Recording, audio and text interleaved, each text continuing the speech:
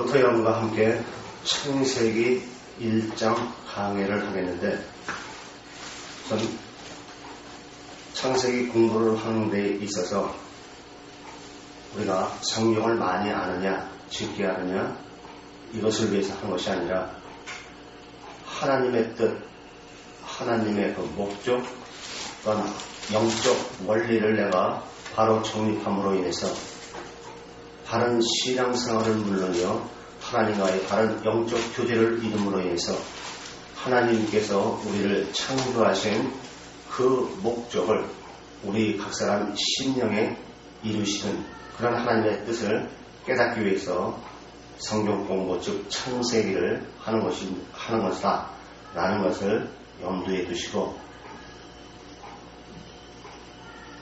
그 말씀에 의해서 바른 정립을 하는 시간이 되기를 바랍니다. 우선 우리가 창세기 공부에 앞서서 진화론이 맞느냐, 창조론이 맞느냐, 이것에 대해서 우리가 먼저 생각해야 될 줄 압니다. 그래서 어차피 우리가 창세기, 성경은 하나님의 창조론이기 때문에 서서히 우리가 이제 알아가고 정리하면 되겠습니다. 그래서 창조론을 하기 전에 우리가 우선 진화론에 대해서 한번 생각해보는 시간을 갖겠습니다. 첫째, 우리가 창조론이 맞느냐, 진화론이 맞느냐, 이것을 우리가 생각하기 위해서는 첫째, 제일 먼저 생각해야 될 게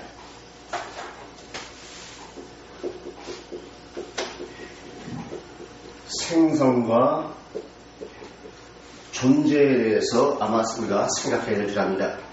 왜냐하면 창세기 1장 1절에 태초에 하나님이 천지를 창조하시니라 이렇게 기록하고 있습니다.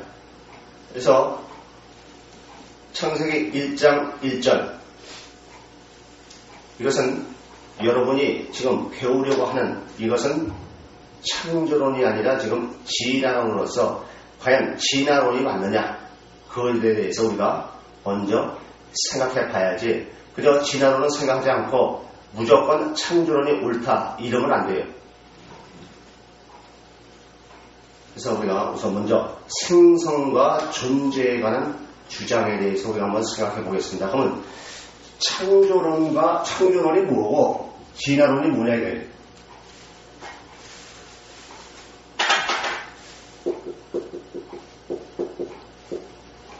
창조론이 뭐고 진화론이 뭐냐 이거예요.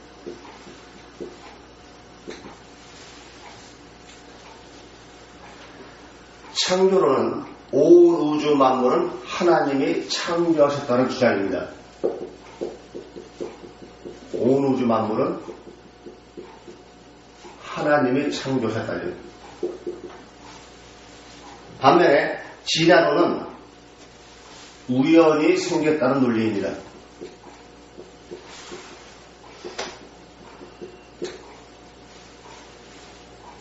여러분, 이것서부터 여러분들이 분명히 하고 넘어가야 됩니다. 그래서 여러분이 이 생성과 존재에 대해서 우리가 좀 생각해 보면은 생성과 존재에 대한 주장은 여러 가지가 있는 것이 아니라 창조론과 다윈이 주장한 진화론, 이 두 개밖에 없어요. 그래서 21세기에 살고 있는 이 시대의 과학의 문명이 발달을 하고 학문이 발달해서 모든 것을 다 증명하는 그런 세상에 우리가 지금 살고 있습니다. 그럼에도 불구하고 생성과 존재에 대해서 아직도 밝혀내지 못하고 있습니다. 그래서 창세기 1장 1절에 태초에 하나님이 천지를 창조하시니라 이렇게 말씀하고 있기 때문에 생성과 존재, 즉 창조론과 진화론에 대해서 우리가 생각해야 되는 것은 필수적입니다. 왜냐하면 창조론이 맞으면 진화론이 잘못된 것이고 진화론이 맞으면 창조론이 잘못된 것이기 때문에 이 양쪽을 다 생각해야 된다는 것입니다. 따라서 우리가 창세기를 공부하고 연구한다는 자체는 바로 창조론이 과연 맞느냐 하는 것을 공부하는 시간이기 때문에 지금은 진화론이 과연 옳은 것이냐, 이것부터 우리가 먼저 정립해놓고 그것에 비추어 이제 창세기 공부 자체가 창조론이기 때문에 창조론이 맞느냐 하는 것을 증명해가는 그런 시간을 갖도록 하겠습니다. 우리가 제일 먼저 생각해야 될 것은 우리는 그저 막연하게 창조론 또는 진화론이라는 이 얘기를 하기 때문에 창조론이라는 말이 무엇이고 진화론이라는 말이 무엇인지 이것부터 먼저 정립해야 됩니다. 여러분은 무엇이 진화론이라고 생각하십니까? 진화론이 도대체 뭐예요? 여러분들이 꼭 아셔야 될 것은 이것부터 분명하게 규명해야지 선무당에 사람 찾는다는 말이 있듯이 그저 막연하게 알면 안 됩니다. 예수를 믿는 사람들은 온 우주 만물을 창조하시고 섭리하시고 주관하시고 또 완전하신 삼위일체 하나님을 믿는 사람들입니다. 그렇다면 완전하신 하나님을 믿는 사람들은 하나님을 완전하게 바로 알아야지 막연하게 관념적이어 추상적으로 알아서는 안 됩니다. 그런데 실상에 있어서 과연 완전하게 지금 알고 있느냐 하는 거예요. 전부 다 하나님 하면 막연하고 추상적이고 인간의 이성의 한계를 뛰어넘지 못하는 그 범주 안에서 하나님을 내가 안다고 지금 말하고 있지 않느냐는 거예요. 그것은 하나님을 아는 것이 아니죠.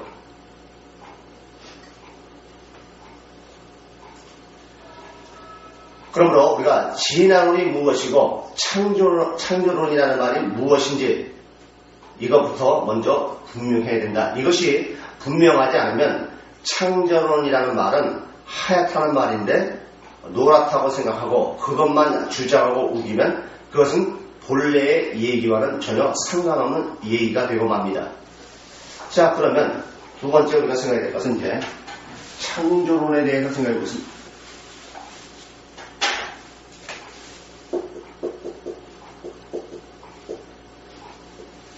창조론은 바로 하나님의 창조를 갖다가 얘기하는 거죠. 그래서 제일 먼저 제1의 원인이 무엇이냐 이것부터 여러분들이 생각해야 돼요.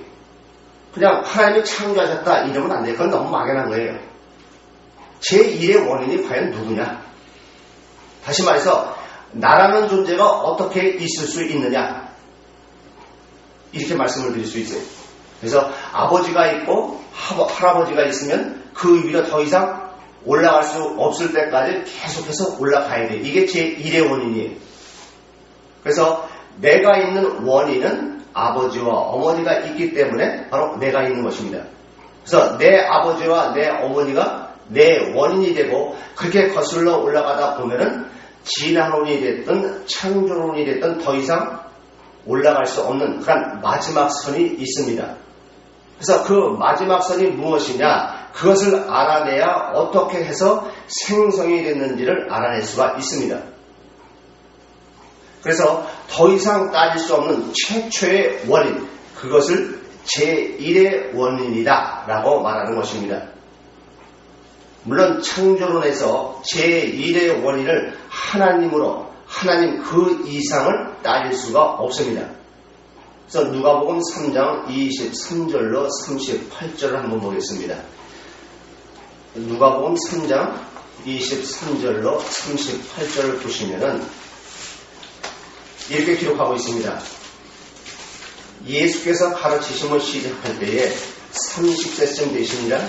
사람들이 하는 대로는 요셉의 아들이니 요셉의 이상은 헬리요 그 이상은 맏다시요 그 이상은 레이요 그 이상은 밀기요 그 이상은 요셉이요 그 이상은 아담이요 그 이상은 하나님이시니라 이렇게 기록하고 있습니다. 이렇게 거슬러 올라가서 최초의 원인까지 올라가면 거기서부터 이제 생성의 시작이다 이렇게 말씀드릴 수 있습니다. 즉 제1의 원인을 따지는 것을 생성과 존재에 대한 파악이다.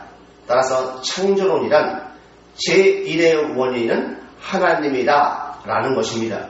이것이 여러분들 아주 명확해야 됩니다. 얼마나 명확해요? 그래서 우리는 창조론을 믿는 우리는, 하나님을 믿는 우리는 완전한 것, 명확하고 분명히 해야지 그냥 그럴 것이다 라는 이렇게 얘기하면 안 돼요. 자, 그러면 진화론은 어떠냐? 진화론은 아까도 앞에서도 말씀드린 것처럼 우연이라고 했어요. 그죠? 자, 그럼 진화론의 제1원인이 뭐냐? 이제 우리가 또 이것도 한번 생각해야 되겠죠. 그죠? 그래서 다윈의 진화론이 과학적이냐 아니면 창조론이 과학적이냐, 그리고 또 하나 우리가 생각해야 될 것은 과학이라는 말의 의미가 무엇이냐 하는 거예요. 여러분은 창조론이 과학적이라고 생각하십니까? 아니면 진화론이 과학적이라고 생각하십니까? 많은 사람들이 성경을 이해할 때 본질적이요 가장 기초적인 것을 대단히 소홀히 하는 경우가 있습니다. 아니, 소홀히 합니다. 그렇게 되면 성경을 전혀 잘못 보게 돼요. 우선 과학이라는 개념에 대해서 먼저 말씀을 드리면 이렇습니다. 사람들이 왜 과학을 그렇게 신뢰하고 과학이라고 하면 생각하지도 않고 신뢰를 하는지 거기에 충분한 이유가 있습니다. 과학이란 어떤 A라는 조건을 주었을 때 그로 말미암아 생기는 B라는 결과는 항상 같습니다. 바로 이것이 과학입니다. 예컨대 제가 여기서 지금 성경책을 들어서 놓으면 떨어집니다. 그죠?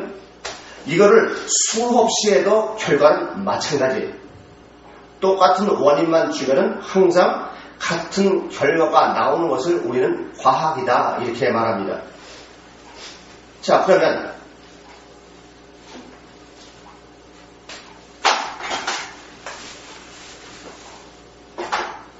과학은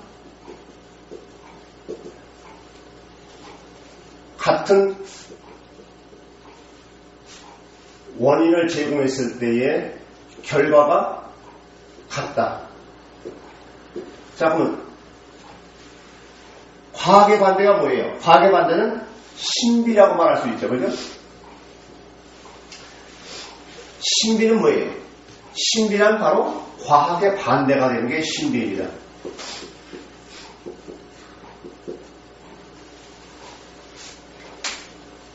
신비란 어떤 조건을 똑같이 주었을 때 나오는 결과가 어떤 때는 B로, 어떤 때는 C로, 또 어떤 때는 D로 나오는 것을 말합니다. 즉 어떤 때는 올라가고 어떤 때는 떨어지고 어떤 때는 떨어지지 않는, 이것은 과학이 아니라 바로 신비라고 말씀드릴 수 있습니다.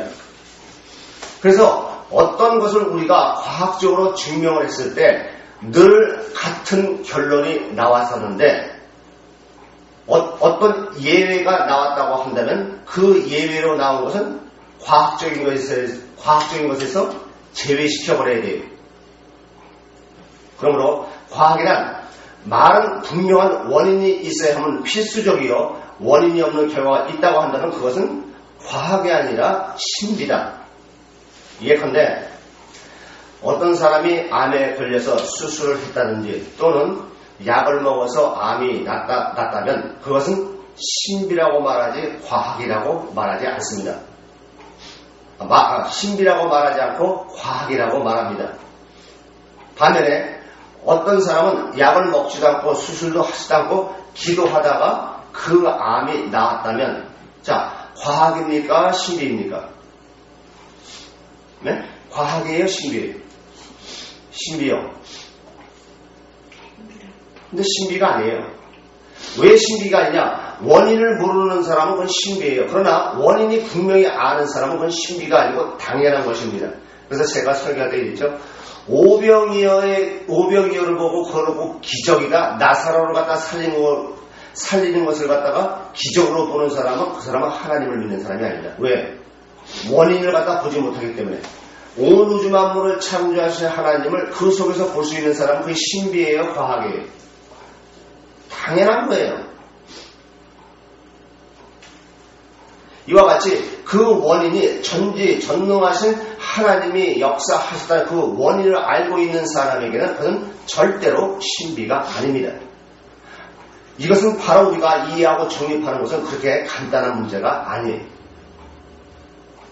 그래서 우리가 영계를 모르면은 영적 역사가 신비이지만 영계를 우리가 바로 알면은 영적 역사가 절대로 신비가 아니다. 이것만 정립되어 있다면요, 뭐 신비주의자, 이단 그쪽으로 절대로 빠지지 않아요.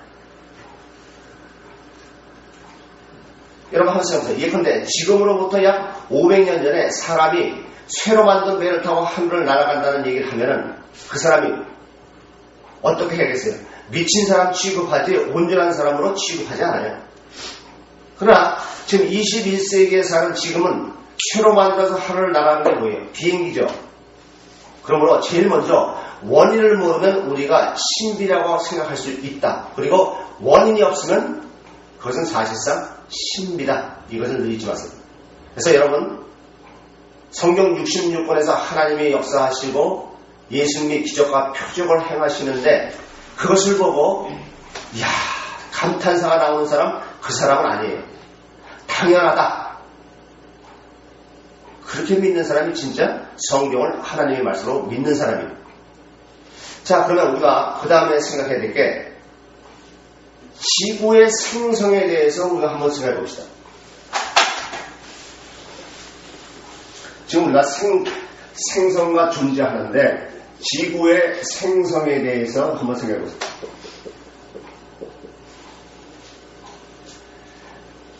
지구의 생성의 원인, 제1의 원인이 뭐예요?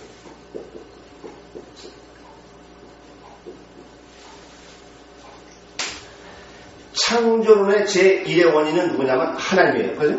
그래서 따라서 제1의 원인이 하나님이라는 것은 전능이라는 원인이 있기 때문에 창조라는 결과가 나왔다는 것입니다. 이것은 언제든지 결과가 똑같아요. 자, 그러면 전능자는 어떻게 존재하느냐? 그것은 이제 별개의 문제죠. 예컨대 만유인력이 어떤 것인지 모르는 사람은 없습니다.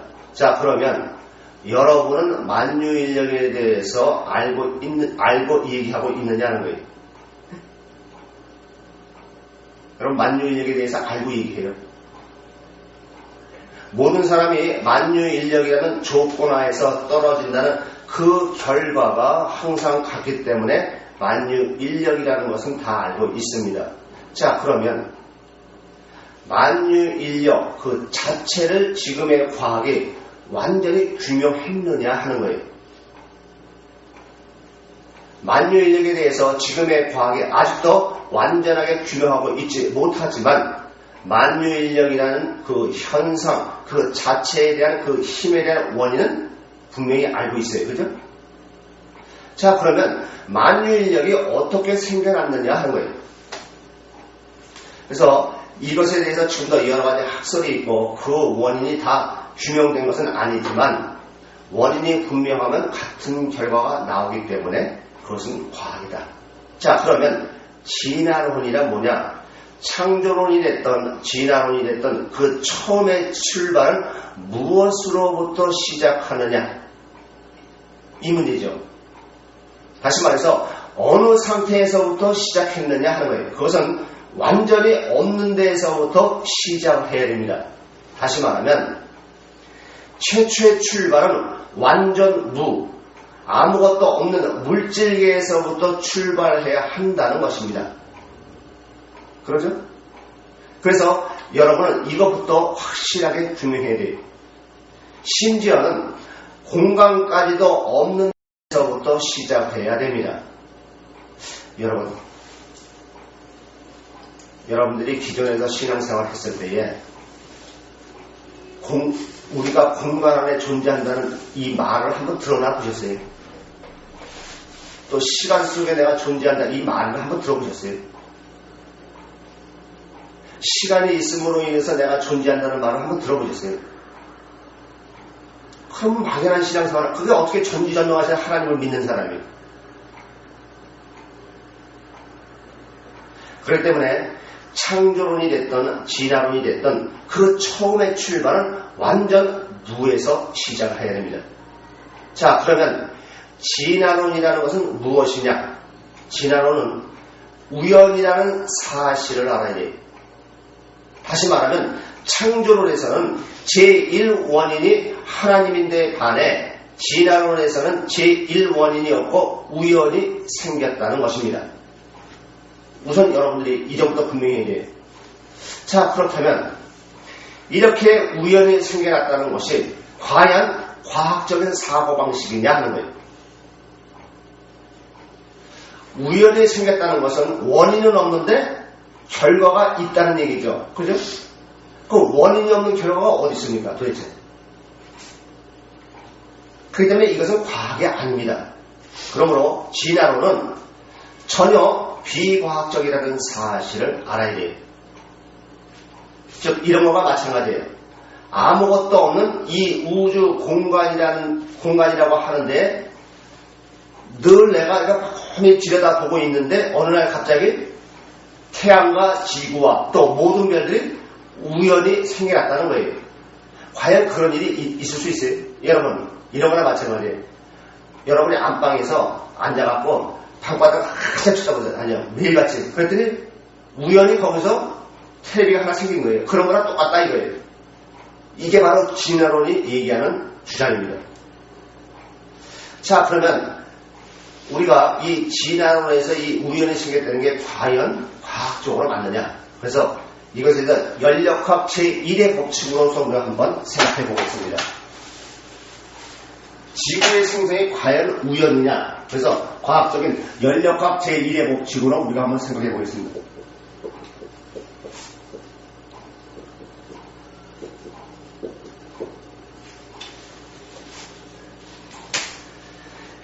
진화론자들이 연력학 제1의 법칙에 더하는 말이 하나 있는데 그것은 다른 것이 아니라 태양에서 지구가 떨어져 나왔다는 것입니다. 그러면 태양은 어디서 생겼느냐 하는 거예요. 그 문제가 야기되죠, 그죠? 그것에 대해서 진화론자들이 말하는 것이 뭐냐면 빅뱅 이론을 가지고 말을 합니다. 오래전에 에너지가 농축되어 있다가 폭발을 했다는 것입니다. 그래서 우주 팽창설과 함께 빅뱅 이론을 주장하고 있는 것입니다. 그래서 그때 폭발한 것 중에 하나가 뭉친 게 태양이요 혹성이라는 거예요. 자, 그렇다면 폭발하기 전에 에너지가 농축되어 있는 그것은 또 어디서 났느냐? 바로 이 문제가 역시 대두가 되죠. 과연 이것이 우연으로 있을 수 있어요? 그래서 이렇게 따지고 보면은 진화론처럼 비과학적인 것은 없습니다. 그러므로 과학적 논리에 모순이 되면 그것은 절대로 과학이 아니에요. 따라서 에너지 불변의 법칙, 에너지 보존의 법칙, 연력학 제1의 법칙에 모순이 되는 것은 그것은 과학이 아니다. 만약에 이것이 모순이 된다고 한다면 운동계는 아무것도 존재할 수가 없습니다. 예컨대 비행기가 한국에서 미국에 가는데 연료를 얼마나 넣어야 갈 수 있느냐. 이 비행에 대해서 연력학 제1의 법칙에 맞지 않으면 도중에 추락하고 말아요.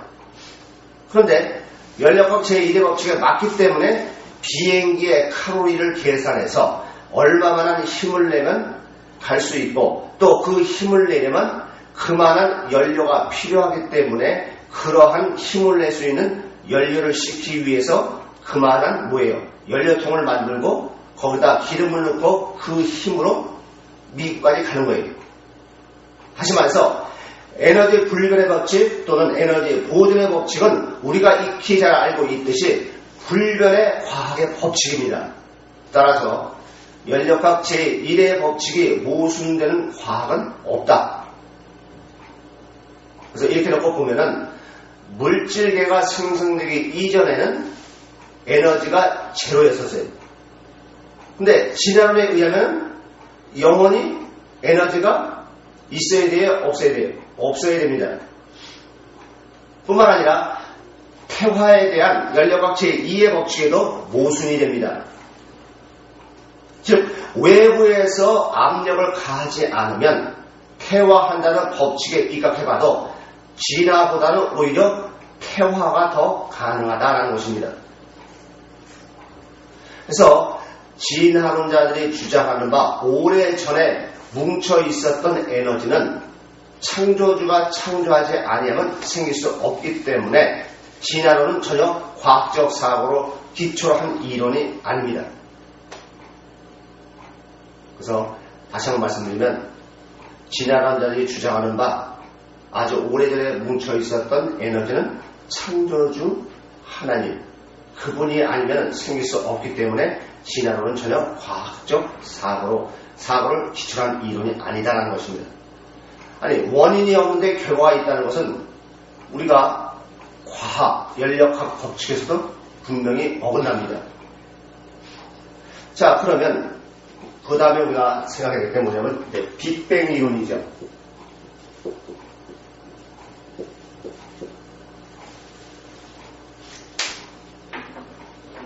빅뱅 이론 역시 마찬가지예요.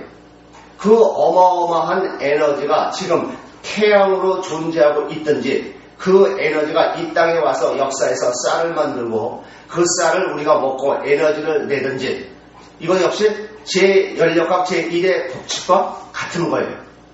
다시 말해서 우주 안의 총량은 같다는 것입니다. 그런데 그 어마어마한 에너지가 우연히 생겼다고 한다면 그것은 이미 과학이 아니에요. 그래서 빅뱅 이론이라는 것이 맞는다 할지라도 그것은 존재할 수가 없습니다. 왜냐하면 제1의 원인을 밝히지 못하고 있기 때문에 그렇습니다. 따라서 그 에너지가 농축된 것은 하나님이 창조하시기 전에는 절대로 있을 수가 없습니다. 다시 말해서 전능자라는 조건이 있기 전에는 안 된다는 것입니다. 그러므로 이것은 에너지의 불변의 법칙으로도 모순이 됩니다. 자, 우리가 이렇게 놓고 보면은 진화론이라는 것은 아예 처음부터 있을 수가 없다. 성립될 수가 없다. 우리가 이제부터 좀 더 깊이 일반적인 진화론에 대해서 한번 생각해 보겠습니다.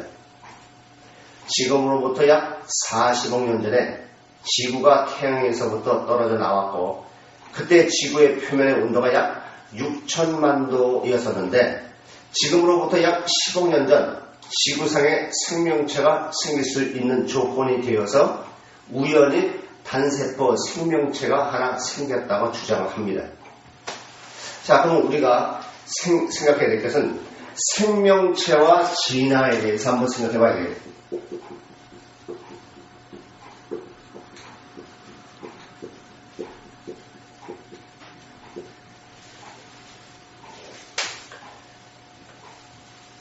지금까지 수십 년간 수많은 과학자들이 엄청난 노력을 기울여서 생명체를 만들어 보고자 해왔지만 단 한 개의 단세포 생명체를 합성하는데 실패를 했습니다. 따라서 단세포의 우연한 생성은 불가능합니다. 지금 줄기세포 한참 연구하죠. 그거 하나 연구하는데도 얼마나 많은 시간과 물질을 투자하고 그래도 될까 말까 하잖아요. 설령 생명체가 아주 오래전에 우연히 생겼다고 가정해 보더라도 단세포가 과연 진화할 수 있느냐는 거예요.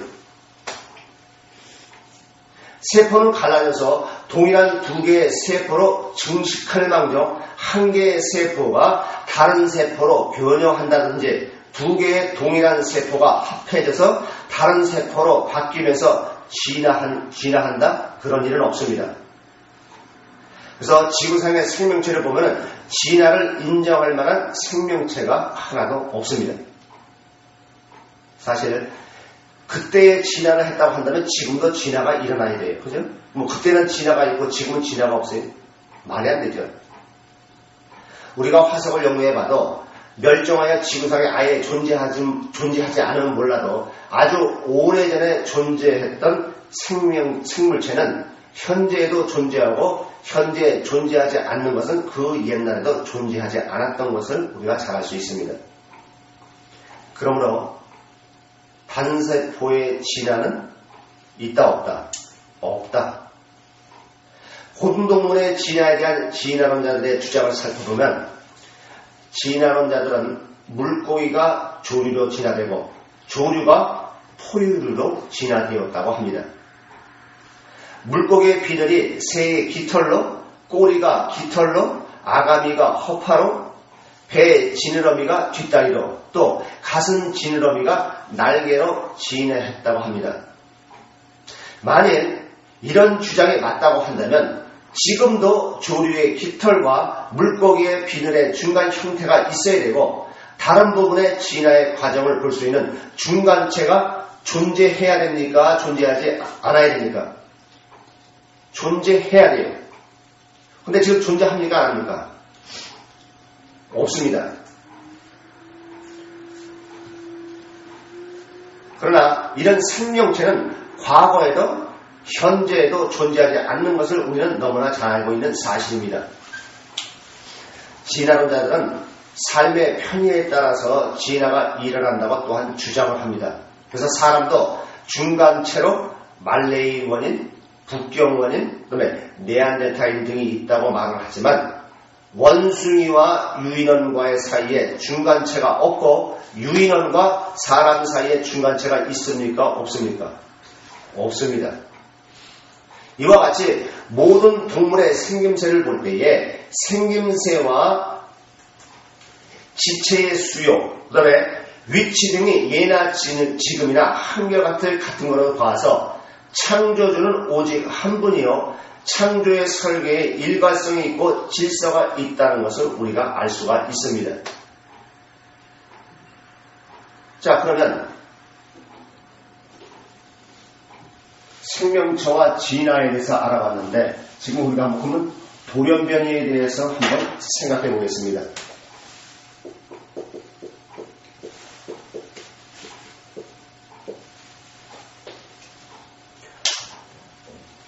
돌연변이가 맞느냐 맞지 않느냐 이것을 우리가 또 생각해 봐야 돼요. 왜요? 생성과 존재, 진화론에 대해서 우리가 알아야 되니까요. 여러분이 아시는 것처럼 돌연변이란 어떠한 A라는 존재가 있어요. 이 A라는 존재가 있는데 이 A라는 존재가 A 플러스 또는 A 또는 A 마이너스 이렇게 세 가지 형태로 번식할 수 있다는 것입니다. 그죠? 다시 말해서 이 A는 우성이라고 그러죠? 우성이란 뭐예요? 더 좋게 돌연변이가 된 것이고 A는 본래의 상태고 A-는 뭐예요? 열성이죠. 본래 거보다 나쁜 거죠.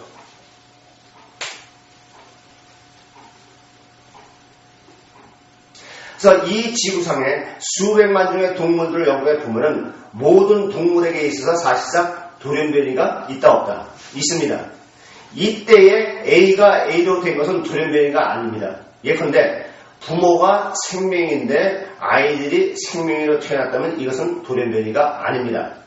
그러나 부모가 다 생명인데 아이들은 정상으로 태어났다고 한다면 이것을 우리가 우성 돌연변이라고 합니다. 원래 A였었는데 생명이 아니니까 우성 돌연변이죠. 반대로 부모는 생명인데 아이들이 생명으로 태어났다면 이것은 열성으로 돌연변이 되요. 이와 같이 돌연변이 현상은 모든 동물에게 다 있습니다. 그런데 놀라운 것은 돌연변이를 아무리 조사해 봐도 모든 동물이 우성적으로 되는 돌연변이가 없다. 다시 말해서 진화론을 증명하는 쪽에 돌연변이는 없다는 것입니다. 그런데 반대로 나쁜 쪽으로 생기는 돌연변이는 있다 없다? 있어요. 이것을 우리가 열성이라고 하는 것입니다. 즉 좋은 쪽으로 진화했다는 진화론은 없고 나쁜 쪽으로 우리가 이해할 수 없는 태화론 쪽에 돌연변이는 있다라는 것입니다. 자, 그러면 우리가 그 다음에 생각해야 될 게 뭐예요? 태화론에 대해서 생각해 봐야 되겠죠.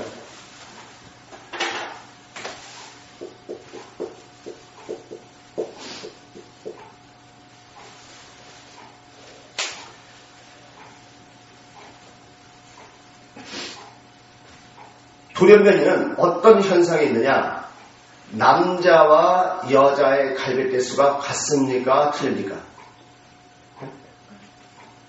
아담의 갈빗대를 하나 뽑아서 하와를 만들었다면 아담의 갈빗대가 하와보다 하나가 더 많아야 돼요? 적어야 돼요? 똑같아야 돼요? 적어야 돼요. 그죠? 자, 그러면 가인은 어떠냐? 아담의 갈빗대 수와 가인은 같아야 틀려요. 하나 뺐으니까 보다 하나 없어야 될 거 아니에요? 근데 아담의 갈빗대 수와 가인은 같아요. 왜냐하면 여러분들이 한번 생각해보세요. 여러분들이 이 세상에 태어나 살다가 손이 하나가 잘렸다 할지라도 정상적인 자식이 나와야 안 나와요? 내가 손이 잘렸다고 해서 내 자식은 손 잘린 자식이 나와요? 그러나 아담의 갈빗대를 하나 뽑아서 하와를 만들었다 할지라도 아담과 가인은 갈빗대 수는 똑같다. 이게 더 적은 것이 아니다. 이게. 자, 그러면 갈빗대가 다 똑같이 있는 상태에서 뽑았다면 새로 태어날 때 다시 갈빗대가 채워진 상태로 태어나야 됩니다. 그런데 이것에 대해서 사람들이 질문해보면 뭐라고 그래요? 다 같다고 얘기를 해요. 그래서 왜 똑같으냐? 이런 질문을 하면 의외로 대답을 못하는 사람들이 꽤 많이 있습니다. 또 이런 사람이 있으면 부모는 정상인데 아기가 소경으로 태어날 수 있어요? 태어날 수 있죠. 그래서 요한복음 9장에 나면서부터 소경된 자를 가져서 제자들이 예수님께 어떻게 여쭤봐요? 이 사람이 나면서부터 소경이 된 것이 자기의 죄 때문입니까? 아니면 그 부모의 죄 때문입니까? 이렇게 질문을 합니다. 즉 부모는 정상인데 자녀가 소경으로 태어날 수가 있다. 이렇게 되면 이것은 분명히 돌연변이다. 그런데 이 소경이 결혼을 해서 아이를 낳으면 소경을 낳아요? 아니면 정상적인 아이를 낳아요? 정상적인 아이를 낳죠. 왜냐하면 돌연변이로 태어났어도 그 유전자는 여전히 변함없이 같기 때문에 정상적인 아이를 낳는 것입니다. 다시 말해서 아담의 갈빗대를 하나 뺐어도 그것은 여전히 같다라는 거예요. 즉 열성적으로 돌연변이가 있지만 이것은 제2대에 가면 다시 정상으로 돌아온다는 것입니다. 따라서 진화라는 것은 있을 수가 없다. 그래서 여러분들이 잘 아는 것처럼 전에 한번 동물에 대해서 최초에 시험했죠. 라이거라는 동물이 있었는데 라이거는 뭐예요? 호랑이와 사자 사이에 태어난 라이거. 그것도 일종의 돌연변이죠. 그런데 하나님은 그런 것들을 어떻게 하시느냐? 이게 하나님의 신묘막직한 원리예요. 새끼를 낳지 못하게 해놓았기 때문에 그것으로 끝나지 그것이 진화가 된다? 아니에요. 노새도 마찬가지죠. 조랑말과 당나귀 사이에 태어난 것이 노새예요. 그렇게 태어나는 돌연변이 전부 어디에요? 열성이 우성이에요. 전부 우성 쪽입니다. 그런데 그런 것들은 하나님이 어떻게 놓느냐? 새끼를 낳지 못하게 해놨어요. 그래서 돌연변이 현상의 진화론을 전혀 증명할 수가 없습니다. 그 다음에 우리가 생각해야 될 게 대진화와 소진화에 대해서 생각해 보겠습니다. 대진화론과 소진화론.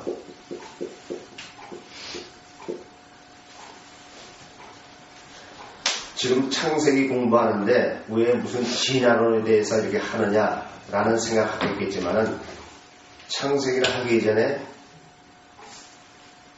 우리는 온 우주 만물을 하나님이 창조하신 것을 믿는 사람이에요. 그렇다고 한다면 창조론이 맞느냐 진화론이 맞느냐. 그래서 그러면 이 둘 중 이거 두 개를 명확하게 하는 게 정상이죠. 그죠? 그래서 우리가 지금 진화론에 대해서 지금 하고 있다는 것을 여러분이 이 문맥의 흐름을 잊지 마시기 바랍니다. 자, 우리가 생각할 때 대진화와 소진화에 대해서 이렇게 했는데 진화에는 대진화와 소진화가 있다. 대진화란 다윈이 주장한 종의 기원으로서 새로운 종류의 생명체가 생긴다. 이것이 바로 대진화의 학설입니다. 그러나 지금까지 설명에서 알 수 있듯이 대진화는 일어날 수 없지만 소진화는 일어날 수 있다. 왜냐하면 같은 종 내에서의 진화이기 때문에 그래요. 예컨대 개의 종류가 얼마나 다양합니까? 그것은 같은 종 내에서이기 때문에 용이한 거예요.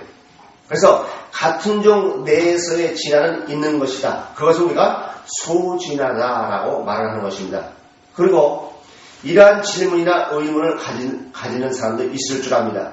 자, 그러면 노아의 방주 때 어떻게 그 많은 종류의 동물을 실을 수 있었느냐? 이런 질문과 의문을 갖고 있는 사람도 있을 것입니다.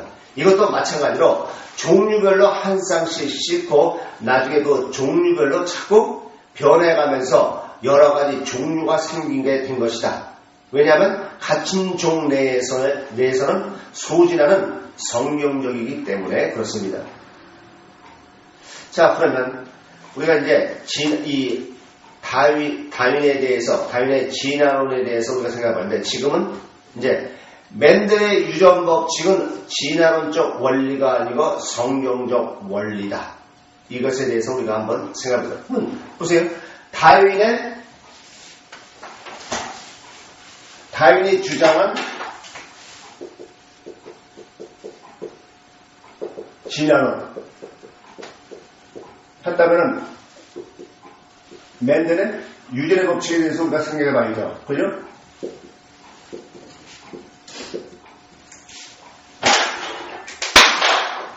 사실 다윈이 주장한 진화론과 맨델이 주장한 유전의 법칙은 같은 동시대에 이 학설이 두 개가 다 나왔어요. 그런데 맨델의 유전 법칙은 성경적 원리라는 것을 알아야 돼요. 이것은 창세기 30장 32절과 39절에 보면 아주 명확하게 기록되어 있습니다. 그래서 나중에 창세기 공부할 때 이것에 대해서 우리가 더 자세히 알아보겠고, 진화론과 우리가 혼돈하지 말아야 될 이론이 바로 맨델의 유전의 법칙입니다.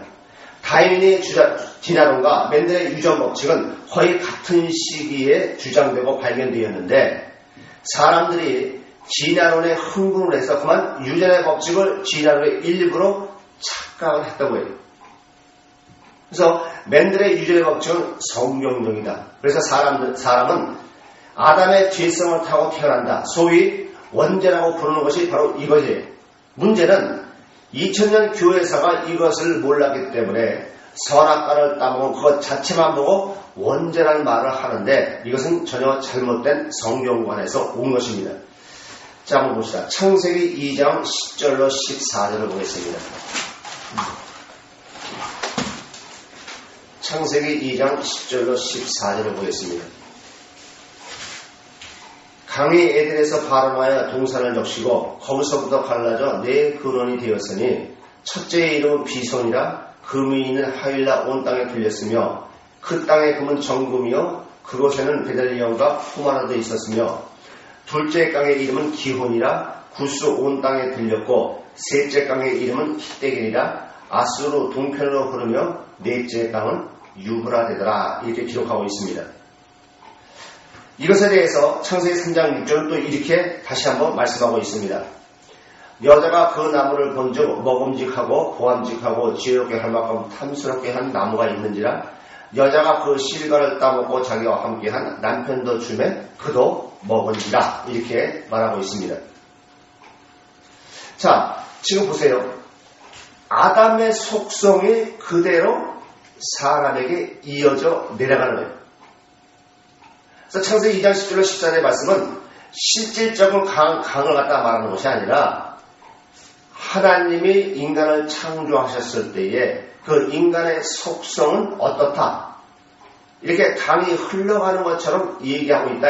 이것을 창세기 3장 6절에서는 지금 선악과를 따먹는 이 아담과 하와를 통해서 말하는 거예요. 즉 아담과 하와가 선악과를 따먹기 때문에 우리가 죄를 진 것이 아니라 아담과 하와의 속성을 그대로 이어져 내려간다. 이거를 말씀하는 거다. 이게.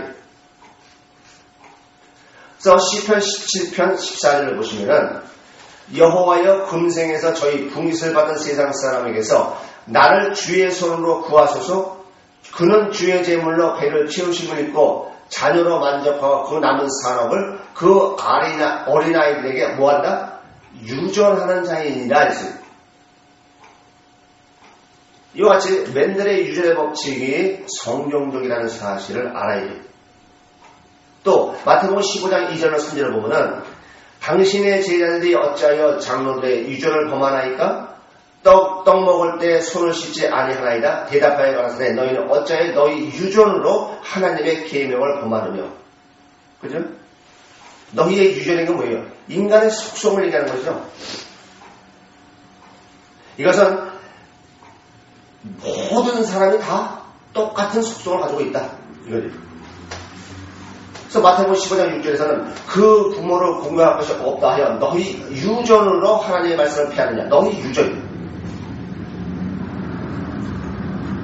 또 갈라디아서 1장 14절에서는 내가 내 동족 중 여러 영갑자보다 유대교를 지나치게 믿어 내 조상의 유전에 대하여 더욱 열심히 있었으나 이것은 이 사람들만의 문제가 아니라 인간은 이와 같은 문제, 이와 같은 속성을 가지고 하나님이 창조하셨다. 이 말씀이죠. 또 골로새 2장 8절에 누가 철학과 헛된 수민수로 너희를 노력할까 주의하라. 이것이 사람의 유전과 세상의 초동화물을 쫓으며 그리스도를 쫓음이 아니니라. 사람의 유전. 이게 뭐예요? 맨델의 유전 법칙에 의해서 똑같은 얘기죠. 자, 그러면 지금 우리가 맨델의 유전의 법칙이 성경적이라는 것을 성경적으로 제가 증명을 해 보였습니다. 자, 그러면 우리가 그 다음에 생각할 게 교과서의 진화론과 창조론에 대해서 우리가 한번 생각해 보겠습니다. 교과서의 진화론과 창조론.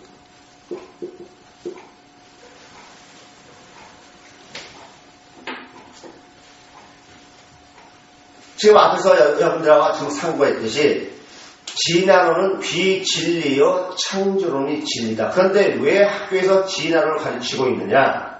그래서 앞에서도 말씀드린 것처럼 진화론이 맞지 않으면 어떤 것이 맞아요? 창조론이에요. 자, 그러면 진화론이 맞지 않으면 어떻게 되느냐? 다 예수를 믿으라고 해야 돼요? 믿지 말라고 해야 돼요? 다 예수를 믿으라고 해야 됩니다. 그렇기 때문에 예수를 믿는 것을 반대하는 쪽은 어때요? 꼭 다른 종교만 가져서가 아니라 무신론자들도 예수를 믿는다는 것에 대해서 반대를 할까요? 하지 않을까요? 반대를 하죠. 왜요? 마귀의 자식이니까. 또한 타 종교가 얼마나 많습니까? 그래서 어느 것이 진리냐? 그것이 문제가 아니라 바로 정치적인 문제라는 사실. 여러분이 여기까지 염두에 두셔야 됩니다. 자, 그러면 모든 종교, 우리가 종교에 대해서 한번 생각해 보겠습니다. 여러분, 모든 종교가 스스로 객관적으로 생겨날 수 있습니까? 사실 모든 종교는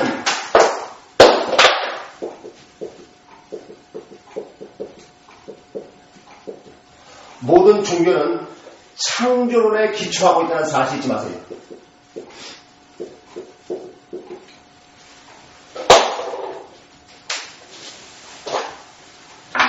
이 세상의 모든 종교는 사실상 창조론을 믿지 않으면 존재할 수가 없습니다. 왜냐하면 창조론을 믿지 않으면 진화론을 믿어야 하기 때문에 그래요. 자, 그러면 특별히 불교에서 가장 중요한 교리 중에 하나가 뭐예요? 윤회설입니다. 자, 그러면 창조론을 믿지 않고 윤회설로 기준을 해서 세상을 보면 지금도 이 세상에는 생명체가 하나밖에 없어야 됩니다. 그죠? 왜냐하면 불교에서는 새로 태어나는 것이 있어요? 없어요? 없어요. 윤회설을 기준으로 하면 생명체는 이 세상에 단 하나밖에 없어야 성립이 됩니다. 다시 말해서 선하게 살면 선한 것으로, 악하게 살면 악한 것으로 환생하기 때문에. 그래서 진화론을 믿으면 불교는 존립할 수가 없습니다. 그렇게 되면 창조론을 믿어야 돼요. 자, 그렇게 되면 불교가 존재할 수 있어요, 없어요? 존재할 수가 없죠. 따라서 불교 자체는 비진리요 허구의 종교라고 말씀드릴 수가 있습니다. 그래서 우리나라 같은 경우에 절에 다니는 사람들이 많기 때문에 이러한 것을 또한 여러분들이 아셔야 돼요. 또 여러분들 보세요. 극락이라고 얘기하죠. 극락은 뭐예요? 우리 기독교사는 천국 간다고 그러죠. 아니 그러면 천국 가는 사람들이 윤회설 다시 선한이라면 선하고 태어난다? 그 또 성립이 돼요? 성립이 안 돼요. 그러니까는 거짓으로 속이는 자여 마귀의 자식이다. 성경에서 말하는 거와 아주 어쩜 그렇게 똑같은 말인지 몰라요. 그렇기 때문에 우리는 창조론을 믿고 창조론을 믿기 때문에 하나님을 믿는다는 것을 잊지 말아야 됩니다. 마지막으로 우리가 생각해야 될 것은 이문서와 제문서에 대해서 생각해야 됩니다.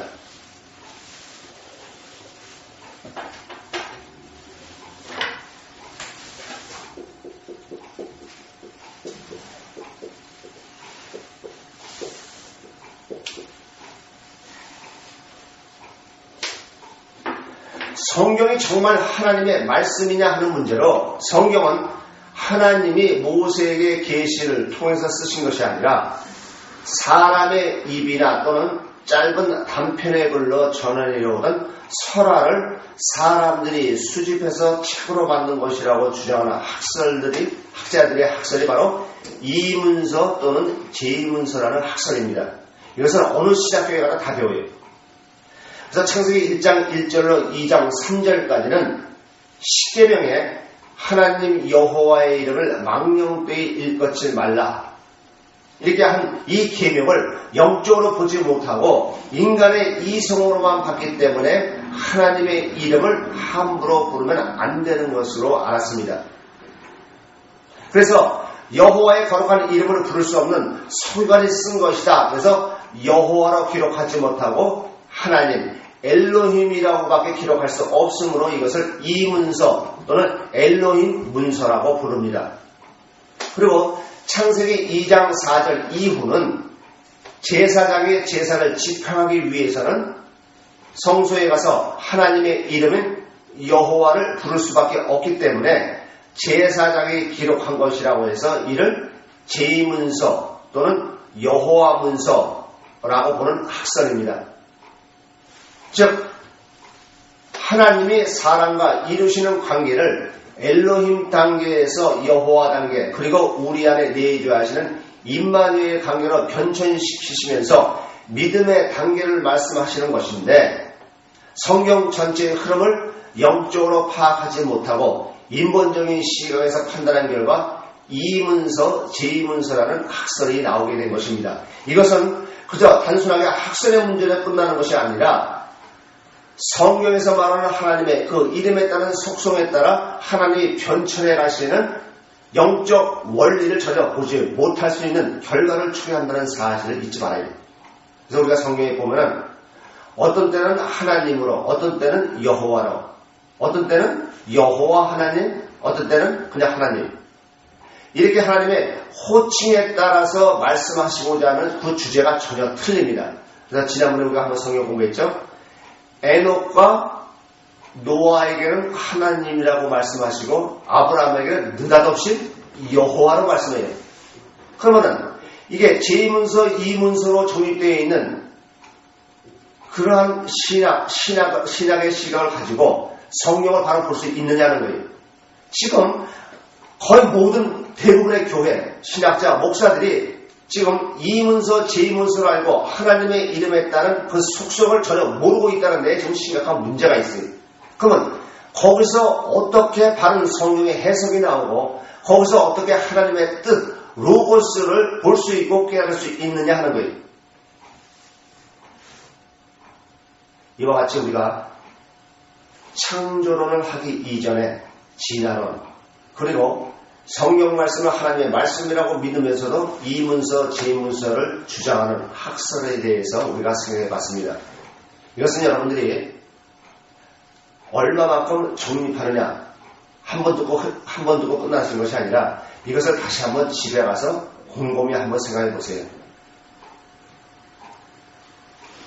사실 교회에서 제일 먼저 진화론이 맞냐 창조론이 맞냐 이것부터 따지고 들어가야 되는데 전혀 진화론에 대해 생각하지 않고 무조건 창조론을 우기기 때문에 진화론자들이 질문을 던지거나 어떤 문제를 제기를 하면 거기에 대해서 한 번에 답변을 하지 못합니다. 그러면 그 사람이 어떻게 창조주 하나님을 믿는 그리스도인이라고 할 수 있어요?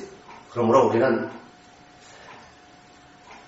창조론, 즉 하나님을 믿는 사람이라고 한다면 모든 면에 있어서 완전하고 분명해야 됩니다. 왜요? 하나님이 완전하고 분명하기 때문에.